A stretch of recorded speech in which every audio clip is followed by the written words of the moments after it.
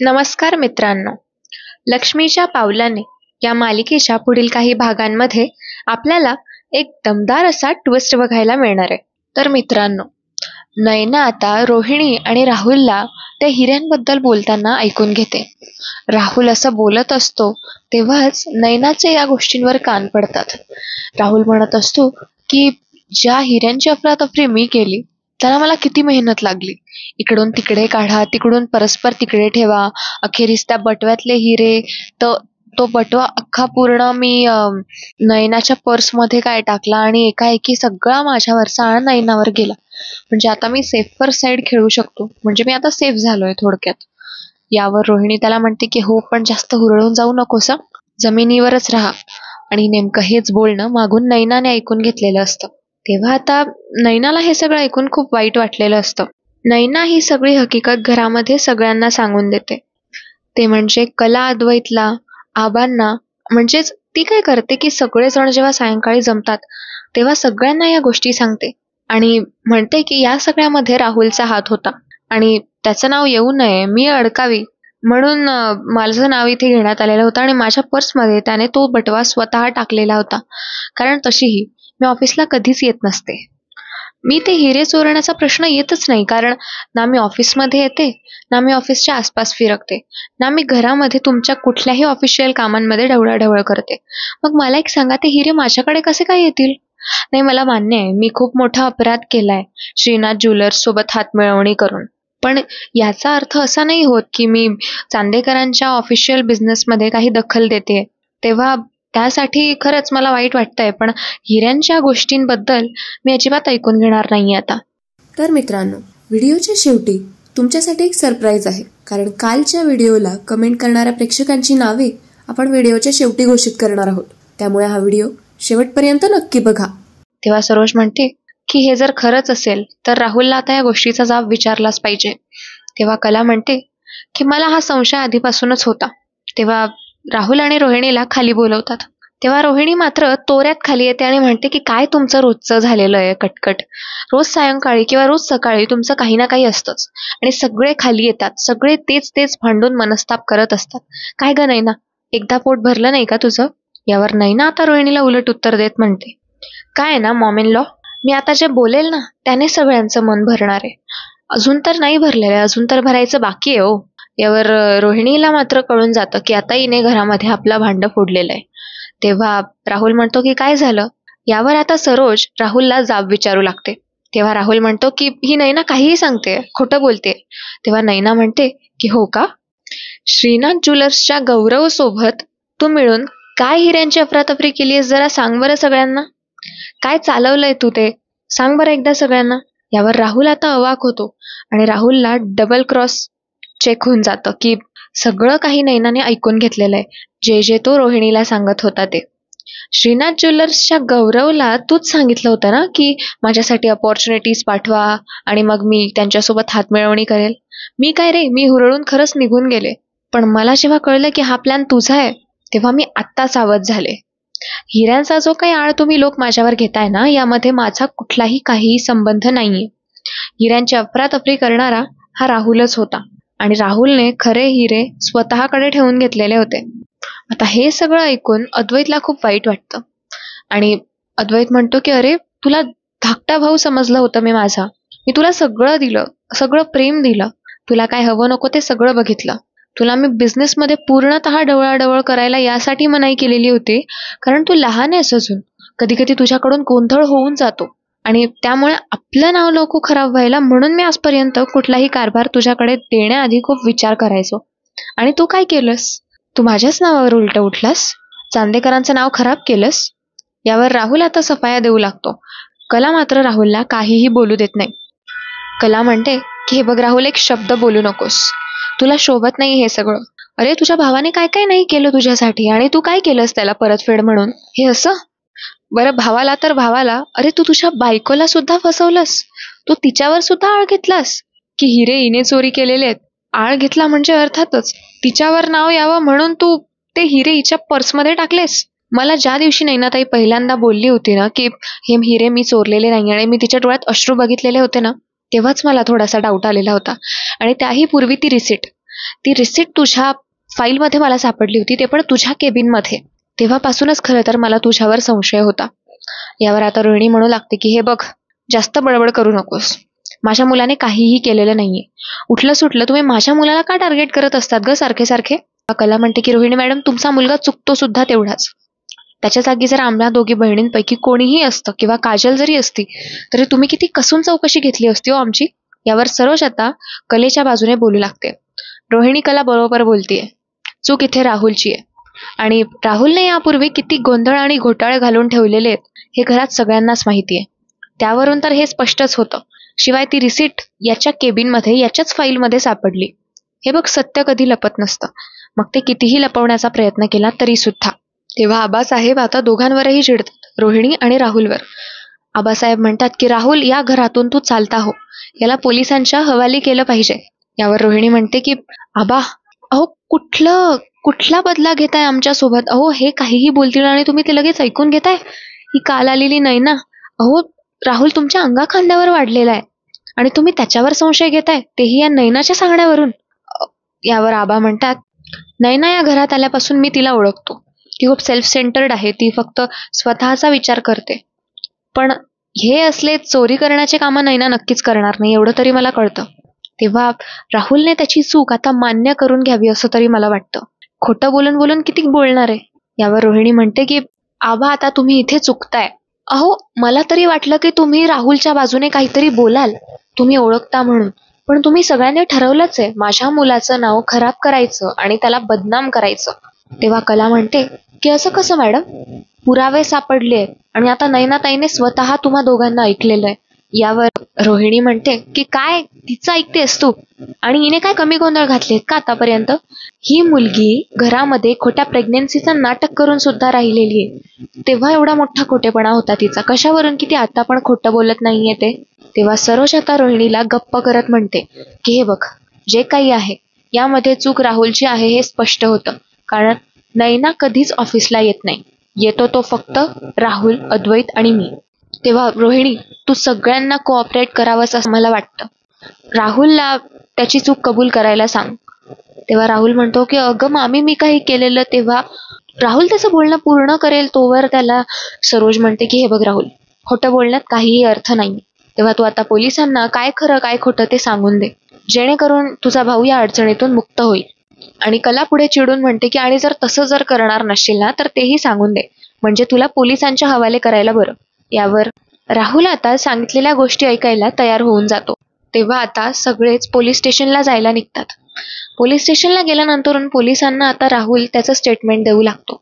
स्टेटमेंटमध्ये तो सांगतो की हिऱ्यांची जी काही अफरातफर झाली, जे खरे हिरे ऑफिसमध्ये होते ते हिरे माझ्याकडे होते आणि ते मी बदललेले होते. शिवाय रिसिट सुद्धा मीच लपवलेली होती. या माझ्या भावाचा काहीही त्यात दोष नाहीये. तेव्हा पोलीस आता राहुलचं हे स्टेटमेंट ऐकून राहुलला अटक करून घेतात. एकीकडे कोर्टात सुद्धा आता या गोष्टी वाढत जातात, कारण या केसमधून अद्वैतची अजून मोकळेपणाने सुटका झालेली नसते. त्याला जामीन मंजूर करून देण्यात आलेला असतो. तेव्हा आता अर्जुन त्याला मदत करतो आणि अर्जुन योग्य ते पुरावे कोर्टाकडे सादर करतो आणि अद्वैतची बाजू मांडतो. अद्वैतची बाजू मांडल्यानंतरून आता निकालात अद्वैत निर्दोष सिद्ध होतो.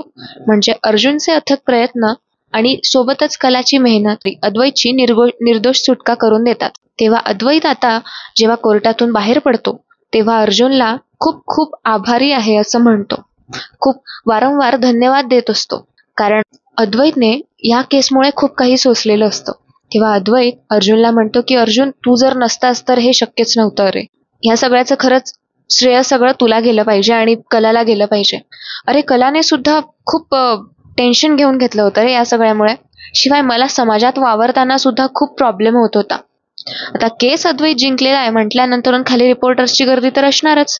तेव्हा आता रिपोर्टर्स सगळे अद्वैतला प्रश्न विचारू लागतात आणि त्या प्रश्नांची उत्तरं अद्वैत एक एक करून देऊ लागतो. रिपोर्टर्स म्हणतात की अद्वैत सर, तुम्हाला सुटून कसं वाटतंय? आणि चांदेकर ज्वेलर्सची निर्दोष सुटका झालेली आहे, तेव्हा आता तुमचं यावर काय मत आहे? तेव्हा अद्वैत म्हणतो की लोकांना आतापर्यंत आम्ही खरेपणा आणि प्रेमच दिलेलं आहे, तेव्हा लोकांनी आम्हाला तीच परतफेड केली, त्यांचेच आशीर्वाद आम्हाला कामा आले असं म्हणायला हरकत नाही. चांदेकर ज्वेलर्सचा इतिहास आहे की व्यवहारातला खरेपणा आणि नात्यांमधलं प्रेम हे कायम टिकवून ठेवलं पाहिजे. आणि तीच परंपरा मी पुढे चालवतोय. पण तरी सुद्धा आता हे असं अधूनमधून बघायला मिळतंच. अप्स अँड डाऊन्स येतच असतात. बट स्टील हे सगळ्याचं क्रेडिट माझे वकील अर्जुन सुभेदार आणि माझी बायको कला चांदेकर यांना मला द्यायला आवडेल. शिवाय माझ्या आईने सुद्धा माझ्यासाठी खूप अथक प्रयत्न घेतले.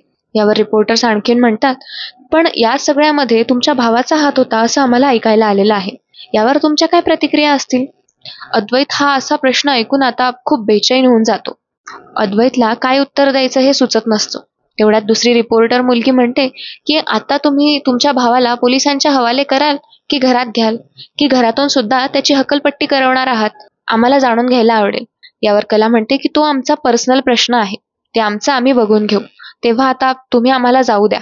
सगळ्यांना थँक्यू म्हणत कला आणि अद्वैत तिथून घरी जायला निघतात. तेव्हा आता घरी आल्यानंतरून सगळे अद्वैतचं अभिनंदन करू लागतात आणि अद्वैतची निर्दोष सुटका झाल्याबद्दल आता घरामध्ये सरोज पार्टी ठेवण्याचं नियोजन करत असते. तेव्हा यावर आता सगळेजण अद्वैतचं मत विचारत असतात. यावर अद्वैतला काहीच सुचत नसतं, त्याला काही कळत नसतं, कारण तो मात्र राहुलच्याच विचारांमध्ये असतो. त्याला रिपोर्टर्सने विचारलेले प्रश्न सारखे सारखे आठवत असतात. त्याला तोच विचार येतो की माझा भाऊ राहुल, तो चांदेकर नसला तरी तो माझा भाऊ आहे, माझ्याशी त्याचं रक्ताचं नातं आहे. तेव्हा तरी सुद्धा त्याने असं का केलं असावं? त्याला खरंच पश्चाताप असेल का त्याच्या केलेल्याचा? बरं, पश्चाताप असेल तर मी त्याला माफही करून देईल असं आता अद्वैत विचार मनोमन करत असतो. तेव्हा कला तिथे येते आणि अद्वैतला समजावते, कसला विचार करतोयस चांदेकर, तू जरा शांत हो बघू. आता सगळं टेन्शन मिटलेलं आहे. तेव्हा तू जर आता राहुलचा विचार करत असशील तर मग तुझ्यासारखा बावळट तूच असशील. तेव्हा आता असं त्यांचे शाब्दिक भांडणं वाढू लागतात, कलाचे आणि अद्वैतचे. आणि असं करत ते शेवटी त्यांच्या भांडणाचा गोड शेवट होतो आणि कला अद्वैतला म्हणते की बरं चांदेकर, मला सांग, आपण उद्या तुझी निर्दोष सुटका झाल्याबद्दल पार्टी ठेवलेली आहे, तेव्हा तू उद्यासाठी रेडी आहेस ना? यावर अद्वैत म्हणतो की तसा मी रेडी तर नाहीये, बट ठीक आहे, मी ट्राय करेल. कारण अगं या केसमुळे खूप बदनामी झालेली होती. म्हणजे लोकांचा बघण्याचा दृष्टिकोन थोडासा डगमगला होता, लोकांचा विश्वास थोडासा डगमगला होता. त्यामुळे आता मला जरा लाज वाटते. तेव्हा कला म्हणते की हे बघ अद्वैत, आधीसारखं आता काहीही राहिलेलं नाहीये. तुझी निर्दोष सुटका झालेली आहे आणि सगळ्यांना तुझा प्रामाणिकपणा माहिती आहे रे. तेव्हा आता अद्वैत कलेचा हात हातात घेतो आणि तिला थँक्यू म्हणू लागतो. तो म्हणतो, खरे जर तू नसतीस ना तर कदाचित मी एकटा पडलो असतो आणि मला शेवटपर्यंत या गोष्टींचा उलगडा झाला नसता. खरं तर या सगळ्याचं श्रेय तितकंच तुला पण जातं, जेवढं इतरांना मी दिलं, आपल्या अर्जुनला दिलं.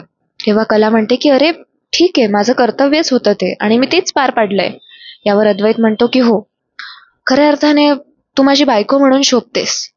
दोघं आता प्रेमाने एकमेकांकडे बघू लागतात आणि अद्वैत आता कलाच्या प्रेमात पडत चाललेला असतो. दोघांच्या ह्या अशा हसत खेळत गप्पा रोहिणी मात्र ऐकत असते. रोहिणी मागून हे बघता बघता म्हणते की माझ्या मुलाचा आनंद हिरावून तुम्ही इथे आनंदात बसलाय का? मी तुम्हाला आनंदात फार काळ बसू देणार नाही, तुमचा हा आनंद फार काळ टिकणार नाही.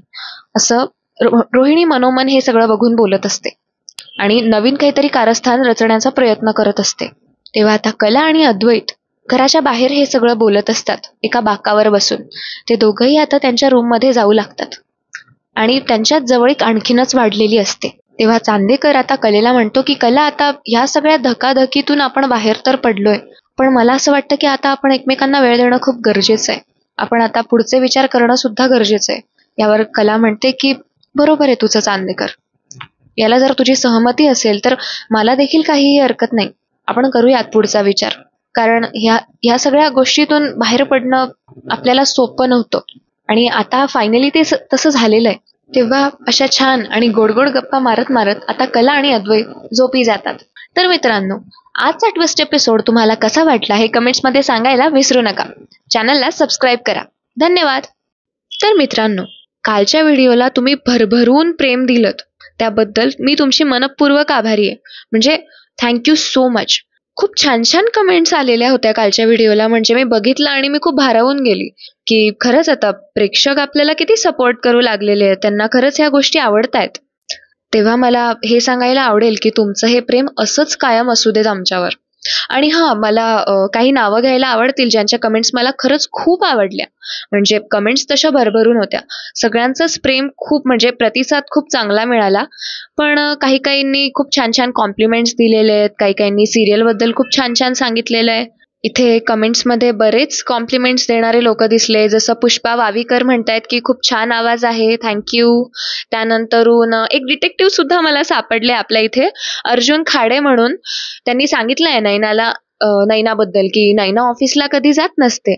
मग ऑफिसमध्ये रोज जाणारा कोण?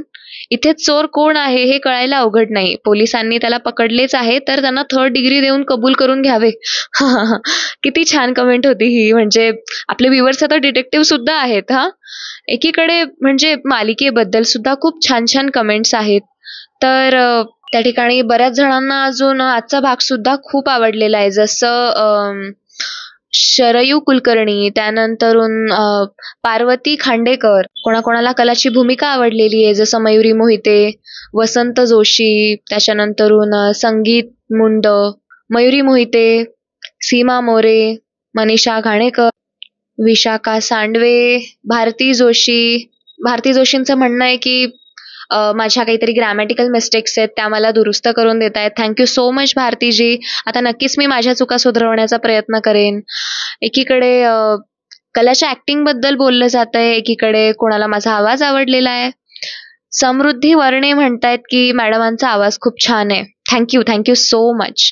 एकीकडे संध्या पावटे म्हणतायत की थोबाडीत मारायची सगळ्या सिरियल्समध्ये कॉम्पिटिशन लागली आहे. खरं आहे हे, सगळीकडेच चाललंय हे खरंच.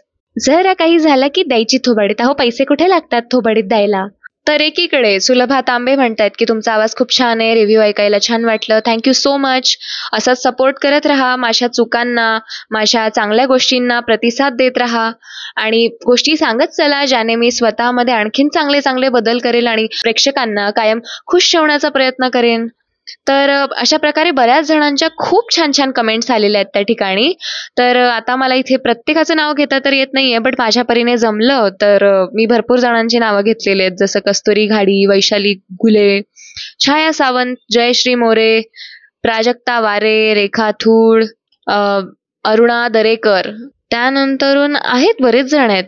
आणि हे भरभरून प्रेम बघून मी खरंच थक्क झालेली आहे आज. तर थँक्यू सो मच प्रेक्षकांनो. तुमचं हे आमच्यावरचं प्रेम असंच राहू द्यात, अशाच व्ह्यूज असू द्यात. वंदन बाविस्कर, आरव महाकाल, ओके हां, वसंत जाधव, समृद्धी वर्णे, हां, विशाखा सांडवे, थँक्यू सो मच. तर असंच प्रेम राहू देत. तोपर्यंत धन्यवाद. भेटूया पुढच्या व्हिडिओमध्ये.